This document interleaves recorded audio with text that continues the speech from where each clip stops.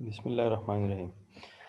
आज हम डिस्कस करेंगे क्लासिफिकेशन ऑफ कॉस्ट कि कॉस्ट को हम क्लासिफाई कैसे करते हैं, मुख्तलिफ उसकी ग्रुपिंग कैसे करते हैं, उसकी टाइप्स क्या हैं, ये सारी चीज़ें हम डिस्कस करेंगे। तो अगर हम एग्ज़ाम्पल लें एक स्टूडेंट की, स्टूडेंट हमारे पास फ़र्ज़ कर लें एक we are interested in classification of students. तो आमिर, आप मुझे बता दें, आमिर माज, कि एक स्टूडेंट को हम कैसे किन बेसिस पे क्लासिफाई कर सकते हैं।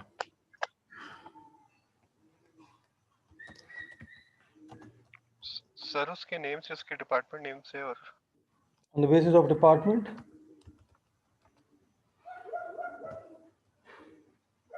उसके उसके नेम से सर। नेम से मतलब नेम से तो वो उसकी पहचान है, लेकिन ग्रुप्स में कैसे उसको वो कर सकते हैं। ग्रुप्स मैं ग्रुपिंग यस सर। बात कर रहा हूँ कि उनके ग्रुप्स हम कैसे बना सकते हैं। डिपार्टमेंट की बेस पे हम ग्रुप बना सकते हैं कि हमारे पास 5 डिपार्टमेंट्स हैं, फर्ज कर लें। बिजनेस डिपार्टमेंट के जो स्टूडेंट्स हैं वो एक ग्रुप है, फिज़िक्स डिपार्टमेंट के जो स्टूडेंट्स हैं वो एक और ग्रुप है, फिर उर्दू डिपार्टमेंट के जो स्टूडेंट्स हैं वो एक और ग्रुप है। इस तरह हम उनके ग्रुप्स बनाएंगे। फिर सेकंड क्लासिफिकेशन हम उनकी कर सकते हैं ऑन द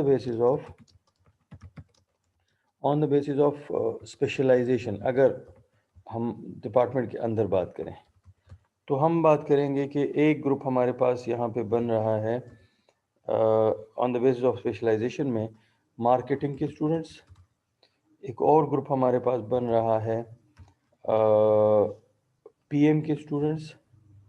एक और ग्रुप हमारे पास बन रहा है, ये सब ग्रुप मतलब हम उनके on the basis of specialisation में ग्रुपिंग कर रहा हूँ। एचआरएम के जो स्टूडेंट्स हैं ये हमारे पास बन गया। थर्ड बेसिस हम ले रहे हैं ऑन द बेसिस ऑफ हम ले सकते हैं जेंडर। हमने उनकी क्लासिफिकेशन कर दी, तो वो हमारे पास ग्रुप बन गया एक मेल का और एक हमारे पास फीमेल का एक ग्रुप बन गया। फिर हम करेंगे फोर्थ क्लासिफिकेशन, फर्स्ट कर लें हम करते हैं ऑन द बेसिस ऑफ हम कर लेते हैं कि किस प्रोविंस से कितने स्टूडेंट्स हैं, वो भी कर सकते हैं। तो हमने बात की कि फर्स्ट इस प्रोविंस से कितने हैं, फर्स्ट कर ले पंजाब से हमारे पास कितने स्टूडेंट्स हैं। ये सारी हम क्लासिफिकेशन, स्टूडेंट वही है जो हमारे पास फर्ज कर लें 5000 स्टूडेंट्स हैं या जितने भी हैं, उनको हम मुख्तलिफ। अब ये मार्केटिंग वाला स्टूडेंट जो है, अगर हम इसको देखें तो ये मार्केटिंग वाला स्टूडेंट हो सकता है कि ये कहीं पे आपको यहाँ पे भी नज़र आ जाएगा। ये जो मार्केटिंग वाला स्टूडेंट जो मार्केटिंग में यहाँ पे आ रहा है वो यहाँ पे भी नज़र आ जाएगा। अब यही स्टूडेंट जो है, ये जो मार्केटिंग में हमारे पास एक स्टूडेंट था, फर्ज कर लें गजनफर अब्बास है, ये यहाँ पे भी आपको नज़र आएगा। फिर यही स्टूडेंट जो है ये आपको बिजनेस डिपार्टमेंट में भी नज़र आ रहा है। मतलब मुख्तलिफ जगहों पे वही बार बार डुप्लीकेशन हो सकती है, लेकिन हम अपनी आसानी के लिए उन स्टूडेंट्स को हम उनकी क्लासिफिकेशन कर रहे हैं ताकि हमारे लिए चीज़ें जो हैं वो आसान हो जाएं और हम उनके ऊपर अगर कोई डिसीजन मेकिंग हमने करनी हो तो हम इजीली कर सकें। इसी तरह हम कॉस्ट को भी क्लासिफाई करते हैं। Cost can be classified on the basis of, मुख्तलिफ बेसिस है हमारे पास, on the basis of the product, volume of production, manufacturing department या प्रोसेस की बेस पे हम कर सकते हैं, अकाउंटिंग पीरियड की बेस पे हम कर सकते हैं, किसी डिसीजन एक्शन या एवेल्युएशन की बेस पे भी हम कर सकते हैं। तो फर्स्ट क्लासिफिकेशन हम पढ़ेंगे on the basis of product के। On the basis of product हम, कॉस्ट वही है, कॉस्ट एक ही है, पेमेंट्स हैं, कॉस्ट की डेफिनेशन वही है, लेकिन हम उसको अपनी आसानी के लिए ताकि हम डिसीजन मेकिंग कर सकें, उसके लिए हम इसको क्लासिफाई कर रहे हैं। तो फर्स्ट क्लासिफिकेशन हम कर लेते हैं on the basis of product. तो जब हम इसको क्लासिफाई करते हैं on the basis of product, तो हमारे पास दो ग्रुप्स बनते हैं, दो क्लासिफिकेशन बनती हैं, मैन्युफैक्चरिंग कॉस्ट्स और कमर्शियल एक्सपेंसेस। इनको हम पेमेंट्स कर रहे हैं, इनको हम दो हिस्सों में डिवाइड करते हैं, manufacturing cost and commercial expenses.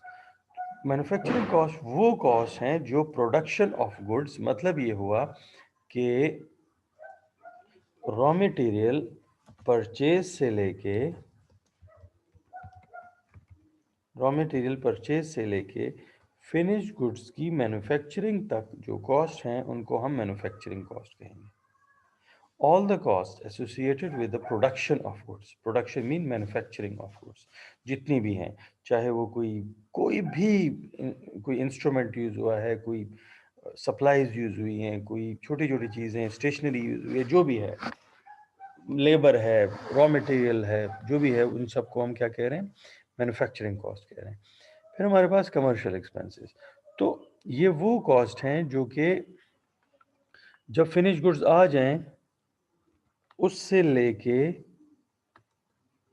Consumer तक जो कॉस्ट है हमारी, वो उसको हम या कहीं पे बीच में भी हो सकती है, लेकिन यहाँ से लेके कंज्यूमर तक जो हमारे पास कॉस्ट है उनको हम कमर्शियल, जब डिटेल में आएंगे तो चीज़ें कुछ और भी इसमें आएंगी, लेकिन अभी तक हम ये सीख रहे हैं कि फिनिश गुड से लेके कंज्यूमर तक पहुँचाने में जो हमारी कॉस्ट आती है उसको हम कमर्शियल एक्सपेंसेस कह रहे हैं।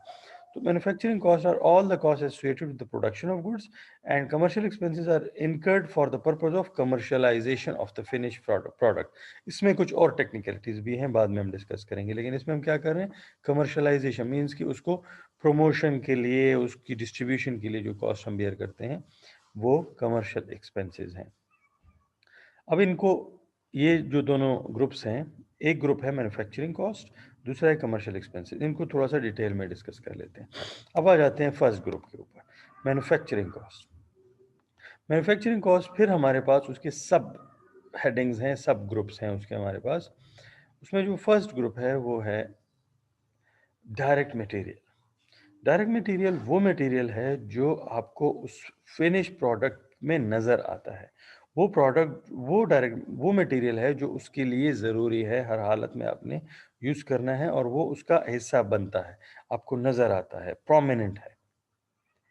जो रॉ मटेरियल है आपका, उसको हम कह रहे हैं डायरेक्ट मटेरियल। फिर इसके बाद हमारे पास डायरेक्ट लेबर है, the labour that converts direct material into finished product, जो कि डायरेक्टली इन्वॉल्व है इस पूरे प्रोसेस में, जो रॉ मटेरियल से लेके हमारे पास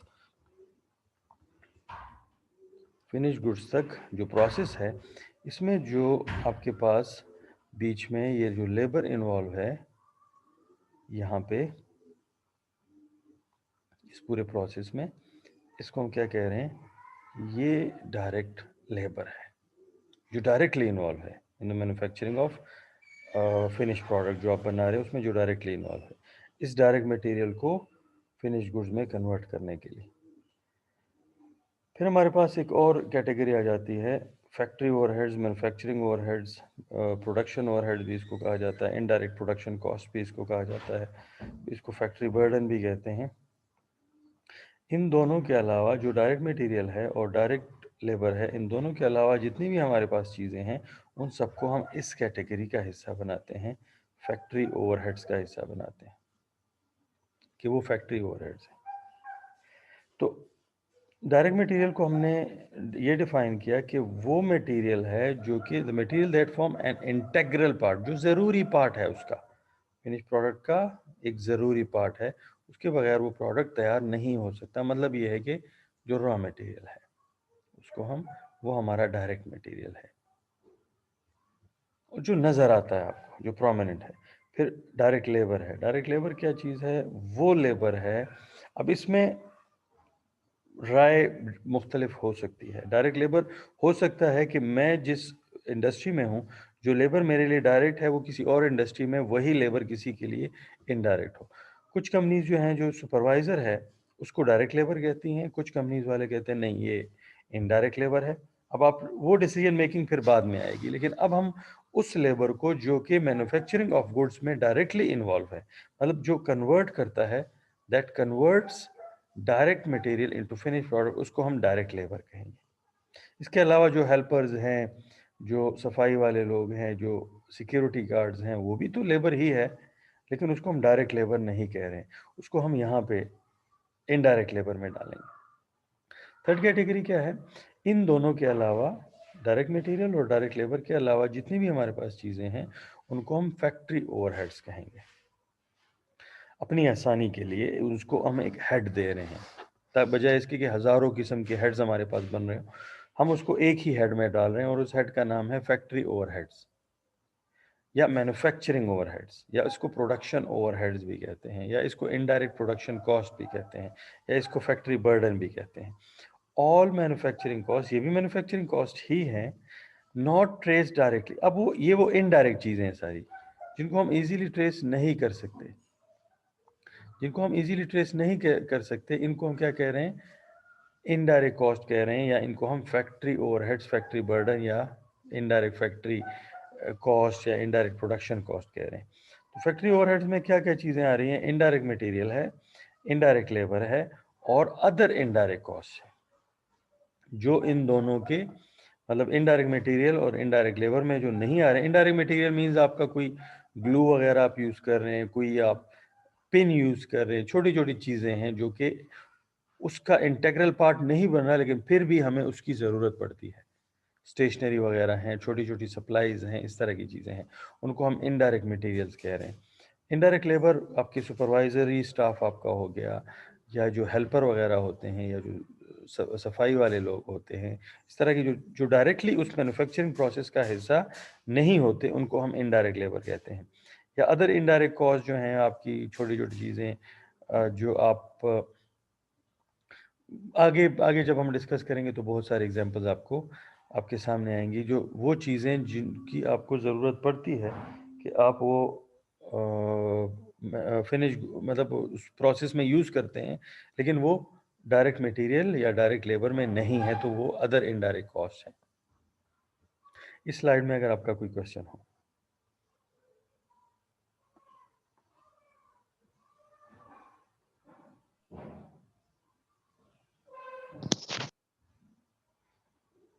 जी,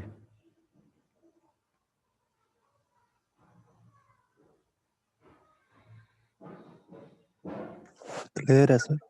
क्लियर है? यस। अच्छा, अब सा आगे डिस्कस कर लेते हैं। ये बार बार ये चीज़ें रिपीट होंगी, आपको और भी ज़्यादा क्लियर होती जाएंगी। फिर इनडायरेक्ट चीज़ें आ जाती हैं यहाँ पे। इनडायरेक्ट क्या है, indirect material and indirect labour, ये क्या है, इसको थोड़ा सा फिर से एलाबोरेट करने की कोशिश करते हैं।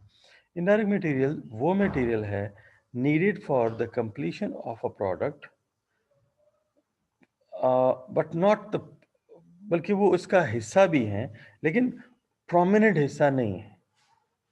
For example nails, screws, glue, staples, lubricating oil, brushes, इस तरह की चीज़ें जो उस आपको ज़रूरत है उसकी, लेकिन वो इतनी प्रोमिनेंट नहीं है कि उसको आप उस प्रोडक्ट के साथ डायरेक्टली ट्रेस कर सकें, या वो जो एंड यूज़र है उसको नज़र आए, उसको नज़र नहीं आती, उसको लगता है कि ये प्रोडक्ट जो है ये इसके बगैर भी बन सकता था, ये इसके बगैर नहीं बन सकता, आपकी ज़रूरत है, लेकिन उसका एक प्रोमिनेंट हिस्सा नहीं है। और इसमें मसला क्या है कि क्यों हम इसको नहीं इसको डायरेक्ट कॉस्ट नहीं कह रहे हैं, इस वजह से नहीं कहते क्योंकि इसको इजीली ट्रेस नहीं किया जा सकता।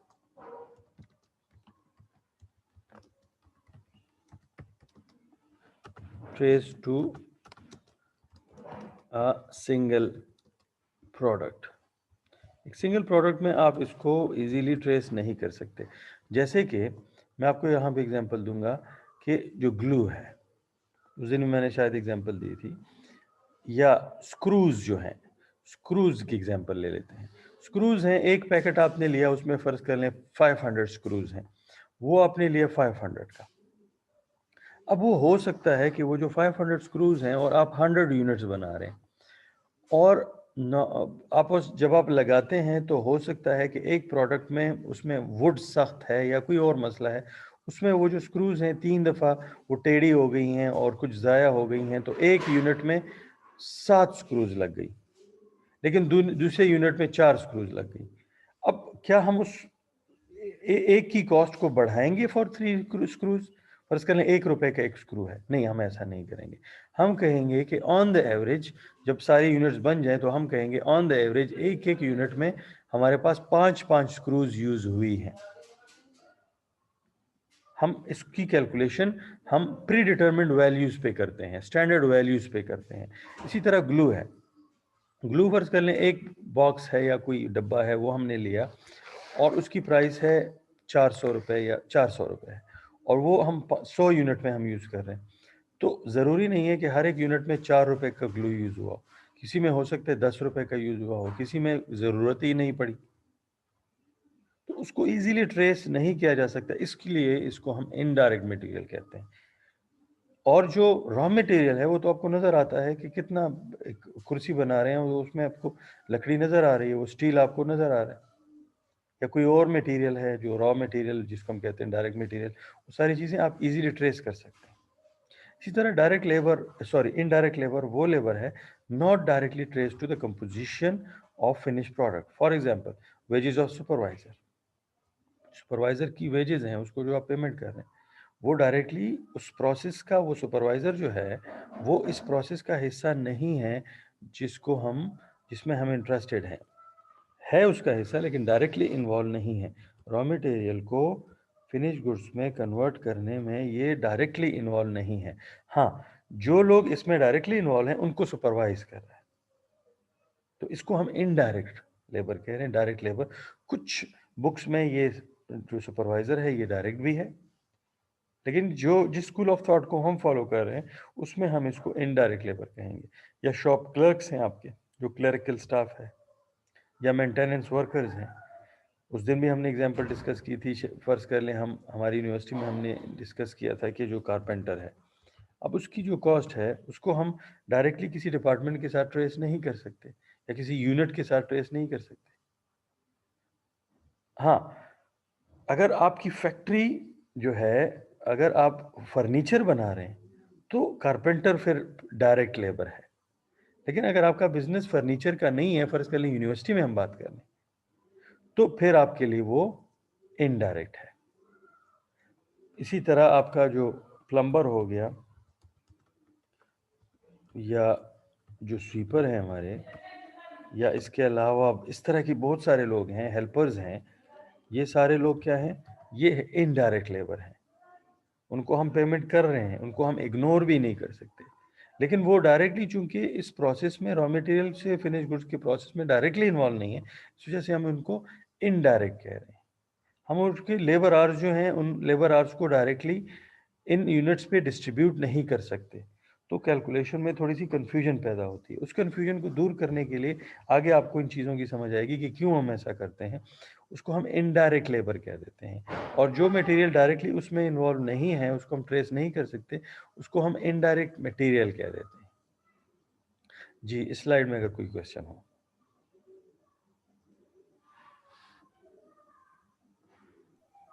No sir. सर ये सर जो इनडायरेक्ट मटेरियल समझ में नहीं आ रहा है। जी सलमान, इनडायरेक्ट मटेरियल वाला समझ में नहीं आया। अच्छा वो मटेरियल जिसको आप डायरेक्टली, आप एक यूनिट के साथ आप नहीं कह सकते कि कितना इस यूनिट में यूज हुआ है, उसको हम इनडायरेक्ट मटेरियल कहते हैं। That material that can not be easily trace to a single product, मतलब आप उसको इजीली ट्रेस नहीं कर सकते कि इसमें कितना यूज हुआ होगा। मैं आपको एग्जांपल दूंगा दो चीज़ों की। फर्ज कर लें हमारे पास वी आर मैन्युफैक्चरिंग चेयर्स, हम चेयर्स बना रहे हैं। तो अब आपके पास वुड है, आपके पास स्टील है, आपके पास ग्लू है, आप यूज़ कर रहे हैं, आप स्क्रूज भी यूज़ कर रहे हैं, आप नेल्स भी यूज़ कर रहे हैं, आप इसके अलावा बहुत सारी चीज़ें आप यूज़ करें। हम इन्हीं के ऊपर डिस्कस कर लेते हैं जो हमारे सामने है। अब अगर हम इन सारी चीज़ों को देख लें तो इनमें आपको, फ़र्ज़ कर लें हम वुड की बात कर लेते हैं, तो जब एक चेयर बन जाए, एक चेयर आपको नज़र आ रहा है कि आपने एक यूनिट बना लिया, तो आप उसके वज़न से या उसकी लुक से या और भी बहुत सारे मेथड्स हैं। आप अंदाज़ा लगा सकते हैं कि इसमें कितनी लकड़ी यूज़ हुई होगी, कितनी क्वांटिटी लकड़ी उसमें यूज़ हुई होगी। आप इजीली ट्रेस कर सकते हैं कि हमने जो वुड हमने फ़र्ज़ कर लें अ, जो फट्टे जिसको हम कहते हैं वो आपने ख़रीदे, 5 फट्टे थे, तो उसमें एक पट्टा जो है वो एक चेयर को बनाने में यूज़ हुआ और उसकी कीमत थी ₹100। तो हम कहते हैं कि ₹100 की लकड़ी इसमें यूज़ हुई थी। ईज़िली आपको नज़र आती है वो चीज़, प्रोमिनेंट है।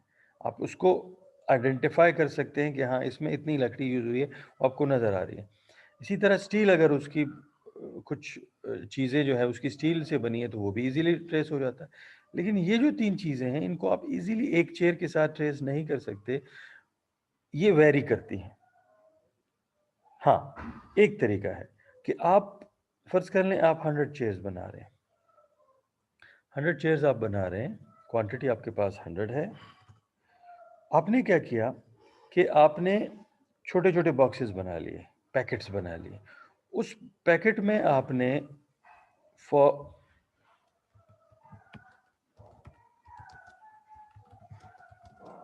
मैन्युफैक्चर 1 चेयर जिस उस एक चेयर में को बनाने में जितनी भी चीज़ें यूज़ हो रही हैं, उस पैकेट में आप डाल दें।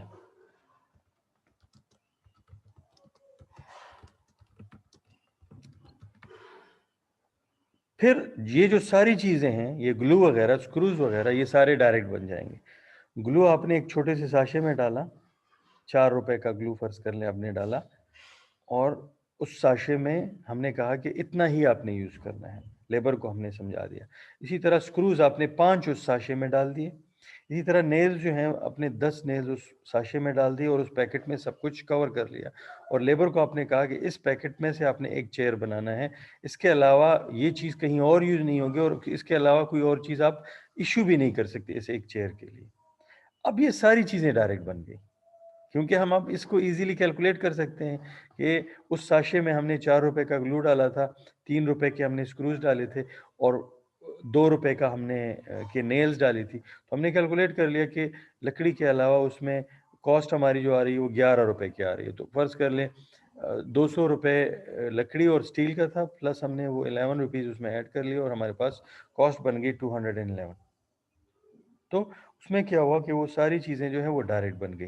लेकिन नॉर्मल कंडीशन में मतलब ये चीज़ मैंने एक एग्ज़ाम्पल दी लेकिन ये बहुत मुश्किल है। प्रैक्टिकली ये चीज़ बहुत मुश्किल है। तो उस चीज़ को अवॉइड करने के लिए इन चीज़ों को हम एक और हेड में डाल देते हैं इनडायरेक्ट मटेरियल ताकि उसको हम कहीं और डील कर लें, अपनी आसानी के लिए कर लें, ताकि हमारे लिए आसानी पैदा हो जाए।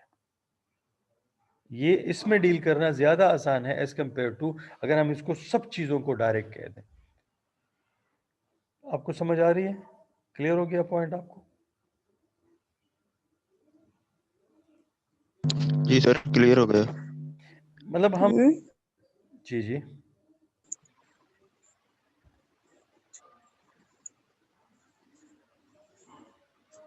जी। आपका कोई क्वेश्चन है ज़रनोशा इम्तियाज़?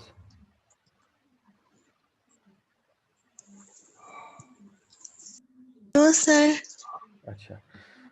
क्लियर हो गया ये सारा कुछ कि हम क्यों इसको इनडायरेक्ट मटेरियल या इनडायरेक्ट लेबर में हम इन सारी चीज़ों को डायरेक्ट भी बना सकते हैं, लेकिन वो एक हेक्टिक प्रोसेस बन जाएगा, अब हमारे लिए मुश्किल बन जाता है। इस वजह से हम इसको कुछ चीज़ों को जिनको हम इजीली ट्रेस नहीं कर पाते, उनको हम इनडायरेक्ट कॉस्ट कह देते हैं और उन इनडायरेक्ट कॉस्ट को हम एक नए हेड में डाल देते हैं, फैक्ट्री ओवरहेड्स में और उसकी फिर कैलकुलेशंस करते हैं, बजाय इसके कि हम अपने लिए एक मुश्किल काम बना लें। क्लियर? Yes sir. अच्छा। फिर वही चीज़ें दोबारा से डिस्कस हो रही हैं आपकी आसानी के लिए। जो हमारे पास कॉस्ट के एलिमेंट्स हैं, उसमें एक मटेरियल कॉस्ट है, एक लेबर कॉस्ट है और एक एक्सपेंसेस हैं। यहाँ पे एक कॉन्सेप्ट था डायरेक्ट एक्सपेंसेस का, लेकिन इस चीज़ को हम इग्नोर कर रहे हैं कि एक्सपेंसेस जो हैं वो सारे इनडायरेक्ट ही हैं, उसमें कोई डायरेक्ट एक्सपेंस नहीं है, वो सारे इनडायरेक्ट हैं। मटेरियल कॉस्ट है, मटेरियल 2 तरह का होता है, एक डायरेक्ट मटेरियल होता है, एक इनडायरेक्ट मटेरियल होता है। तो जो डायरेक्ट मटेरियल होता है उसको हम सीधा सीधा प्रोसेस में डालेंगे और फिनिश गुड तक लेके जाएंगे, उसमें कोई दूसरा हेड बनाने की ज़रूरत नहीं है, उसको हम एज अ डायरेक्ट मटेरियल ही डील करते हैं। इसी तरह डायरेक्ट लेबर जो है उसको हम डायरेक्ट लेबर के तौर पे सीधा फिनिश गुड्स में लेके जाएंगे, उसमें कोई ज़रूरत नहीं है कि किसी और हेड में आप इसको डालें। लेकिन जो इनडायरेक्ट मटेरियल है, इनडायरेक्ट लेबर है और एक्सपेंसेस हैं, इनको हम क्या कर रहे हैं, इन तीनों चीज़ों को पहले हम लेके जा रहे हैं टुवर्ड्स ओवरहेड अपनी आसानी के लिए। दोबारा से मैं ये वर्ड्स यूज़ करूँगा, अपनी आसानी के लिए हम इनको लेके जाएंगे टुवर्ड्स ओवरहेड अकाउंट। एक ओवरहेड अकाउंट, एक नया अकाउंट हम एक फ़र्ज़ी सा अकाउंट बना लेंगे, उसमें लेके जाएंगे और उस ओवरहेड अकाउंट को फिर हम प्रोसेस में डालेंगे और फिनिश गुड्स की तरफ लेके जाएंगे, बजाय इसके कि हम इन सब चीज़ों को डायरेक्टली डाल दें और उसमें हम आगे जाके कंफ्यूज हो जाएं। हम इनको एक और हेड में डाल देते हैं और उस हेड का नाम है ओवरहेड अकाउंट। तो जितने भी इनडायरेक्ट मटेरियल है, इनडायरेक्ट लेबर है और एक्सपेंसेस हैं, उन सबको हम ओवरहेड्स में डील करते हैं। अच्छा, फिर इसके बाद हमारे पास जो सेकंड कैटेगरी आई थी कमर्शियल एक्सपेंसेस की, तो वो हमारे पास दो तरह का है। उसमें एक मार्केटिंग एक्सपेंसेस है, उस वक्त मैंने समझाया था कि उसमें कुछ और बीच में भी कुछ कॉस्ट हैं, कुछ चीज़ें हैं जिनको हम पेमेंट्स करते हैं और वो बीच में आती हैं, तो वो एडमिनिस्ट्रेटिव एक्सपेंसेस हैं। तो जब हम फिनिश गुड्स एक दफ़ा तैयार कर लें तो उसके बाद जो कॉस्ट हम बियर करते हैं, जो पेमेंट्स हम करते हैं, उसको हम मार्केटिंग एक्सपेंसेस कहते हैं। Begins at the point eight which factory cost mean manufacturing cost and, जब फैक्ट्री कॉस्ट एंड हो जाए उसके बाद जो कॉस्ट हमारी स्टार्ट होती हैं उनको हम मार्केटिंग एक्सपेंसेस कहते हैं। जैसे कि प्रोमोशन की कॉस्ट, सेलिंग के लिए जो हम कॉस्ट यूज़ करते हैं, शेल्फ पे रखने की कॉस्ट या इस तरह की जो चीज़ें होती हैं, या डिलीवरी के जो एक्सपेंसेस होते हैं, इनको हम मार्केटिंग एक्सपेंसेस कह रहे हैं। फिर जो डायरेक्टिंग एंड कंट्रोलिंग के लिए जो कॉस्ट हम बियर करते हैं, जो पेमेंट्स हम करते हैं, जैसे कि HR के लोग हो गए या इस तरह के एडमिनिस्ट्रेशन के लोग जिनको हम कहते हैं, वो सारे लोग जितने भी हैं उनको जो हम पेमेंट्स, वेजेस वगैरह या सैलरीज पे करते हैं, वो क्या है, वो हमारे एडमिनिस्ट्रेटिव एक्सपेंसेस हैं। तो जो हमारे पास प्रोडक्ट से रिलेटेड जितनी भी कॉस्ट हैं, on the basis of cost जो हमने उनके ग्रुप्स बनाए, उसमें एक मैन्युफैक्चरिंग कॉस्ट है और एक कमर्शियल एक्सपेंसेस हैं। तो मैन्युफैक्चरिंग कॉस्ट में डायरेक्ट और इनडायरेक्ट आ गए, वो हमने डिस्कस कर लिए, जितने भी मैन्युफैक्चरिंग से रिलेटेड चीज़ें थी। और जो मैन्युफैक्चरिंग के बाद हैं या मैन्युफैक्चरिंग के से हट के जितनी भी एक्सपेंसेस हैं, वो हमारे पास कमर्शियल है। तो उनकी दो कैटेगरीज हैं, मार्केटिंग और एडमिनिस्ट्रेटिव एक्सपेंसेस हैं। इनको हम इनकम स्टेटमेंट में डील करते हैं ये एक्सपेंसेस, लेकिन चूंकि ये पेमेंट्स हैं तो हम इनको अपनी कॉस्ट की डेफिनेशन में ले रहे हैं। डील हम इनको इनकम स्टेटमेंट में ही करते हैं after calculation of gross profit. जी, ये स्लाइड क्लियर है?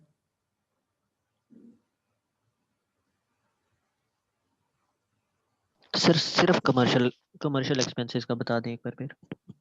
कमर्शियल एक्सपेंसेस वो एक्सपेंसेस हैं, थोड़ी देर पहले भी हमने डिस्कस किया था, कि जिनको हम यूज़ करते हैं फॉर कमर्शलाइजेशन ऑफ प्रोडक्ट। मतलब कि इसको हम आसान अल्फाज में ये कह देंगे कि वो सारी कॉस्ट या वो सारी एक्सपेंसेस जो हम बियर करते हैं अदर देन मैन्युफैक्चरिंग कॉस्ट, जो मैन्युफैक्चरिंग कॉस्ट में जो डायरेक्ट मटेरियल ठीक है सर। उनके अलावा जितनी भी चीज़ें हैं उनको हम कमर्शियल एक्सपेंसेस कह रहे हैं।